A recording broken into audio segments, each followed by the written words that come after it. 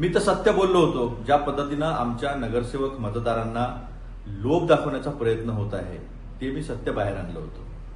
पण परिणय फुके आमदार माजी मंत्री राहिलेले त्यांनी भाजपची संस्कृती जी आहे ना ती दाखवली. त्यांनी सगळ्या नगरसेवकांना वेश्या म्हटलं.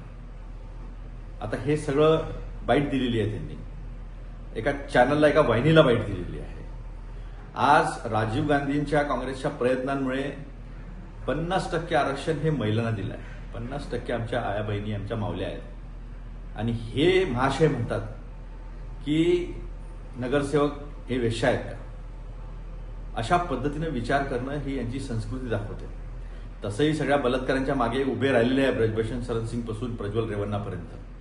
ती संस्कृती नागपूरपर्यंत सुद्धा पोहोचली आहे. याचं वाईट वाटतं. निवडणूक आम्ही ताकदीने लढत आहोत.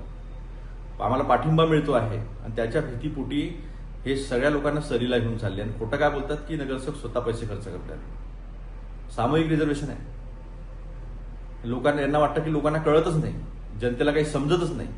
अशा पद्धतीचं वर्तन जे आहे ते बीजेपी करते आणि किती खालच्या स्तरावर बीजेपी गेलेली आहे हे या वक्तव्यावरून परिणय फुकेच्या दिसत आहे. आम्ही त्याचा निषेध करतो.